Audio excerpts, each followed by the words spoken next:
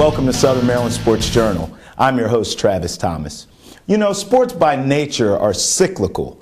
Teams go from worst to first all the time. Teams that are young and inexperienced seemingly overnight become wily vets. Such is the case for Chopticon football.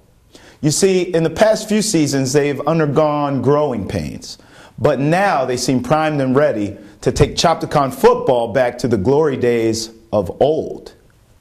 Well, I have 6 guys that were on the team as sophomores, and they've grown a lot, and they've taken on real leadership responsibility, and we're hoping for big things from them. They're the leaders of our team, and they definitely are, it's getting a little rowdy in here, they're definitely showing improvement and desire, which is what we need out of these guys. A couple of years ago, we had 1 returning starter, and I think last year we had 5. So I think this year we should return, I haven't counted them yet, but we're definitely in the double digits in returning starters, including our quarterback and most of our wideouts. And I think that's going to help us be a little more comfortable in what we're trying to accomplish. There's a lot of pressure to get back to where we were. I mean, we had many winning seasons, and the last 2 years we've fallen on hard times, and we haven't been able to rise above our circumstances. And, it starts at the top with me and my assistants, and I know we've worked very, very hard, and the young men in this room have worked hard to try to turn that around. Hopefully, we get the ball rolling from the start, and, we build in that confidence together. But the key is, you got to hang tough and rely on each other. You got to have faith in each other. And I think in the last 2 years, somewhere it disappeared. Guys weren't willing to step up and take on that blocker because they worried about what that other guy was doing, instead of just knowing their role and knowing they can rely on each other. I mean, when we had those great defenses of years past, these guys knew that they better do that because they didn't want to let down all the other guys who were busting their tail. If we can get that sense of brotherhood back, collective responsibility, I think that's what's going to make us successful. We always want to get back to the playoffs. We made the playoffs,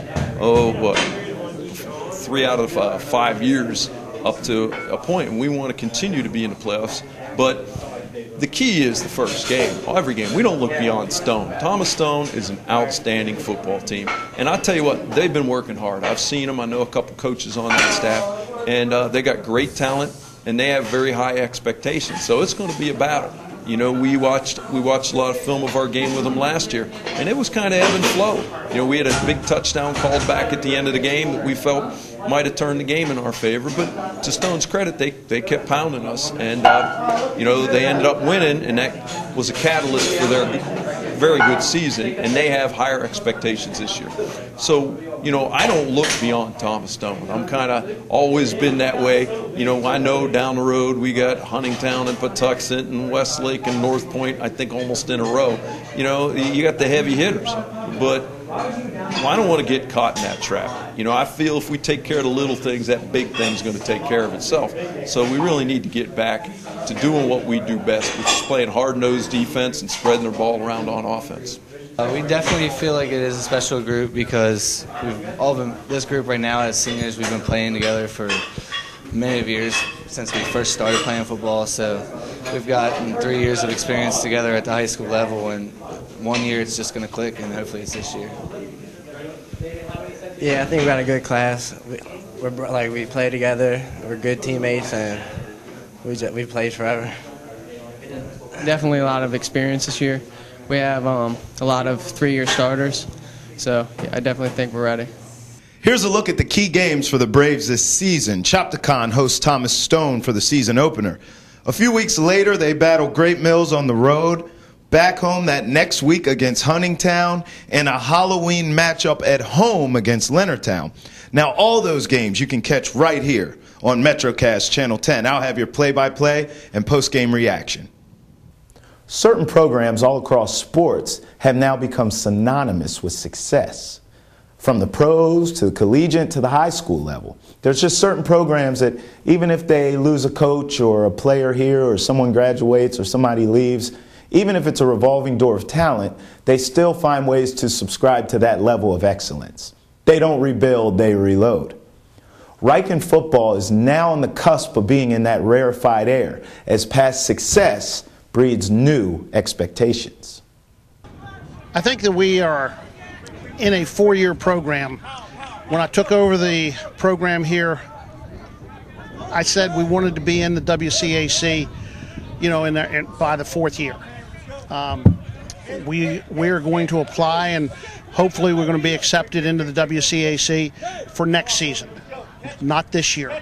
And I feel that we're, about on course for where we want to be. You have a lot of expectations because of the previous 2 years, and we are just going to handle one game at a time. And I know that's the old cliche, but that's what it is. We have to handle one game at a time. We've got a challenging schedule this year. The schedule this year is the most difficult that this school has ever seen. In the first half of the year, our first 4 games, we've got Severn School from Severna Park, and then we come in with DeMatha, and then we have John Carroll and McNamara. So we get 3 WCAC schools, in weeks 2, 3, and 4, and I think that's going to be a measuring stick for us as to where we are, in relation to playing those teams every week, week in and week out. We're excited about it. We have a great blend of youth and experience, and I think we've got some young people that are going to contribute significantly for us, and hopefully we're going to have the same type of year we've had in the past too. When I took over this program several years ago, the first meeting that I had with the returning players was I told them that we were going to be successful, we were going to win. And I told them if they didn't believe it, they don't belong in the room. I still feel that way. We're going to have a successful season. If you don't believe it, get up and go. So I think that if you don't have that attitude, I don't think you'll ever be successful. So we sit down and we'll go over goals, and our goals for our season we'll put a lot of the goals up there, but at the top of the list every year is an undefeated season. So that's the ultimate goal. That's what we're shooting for.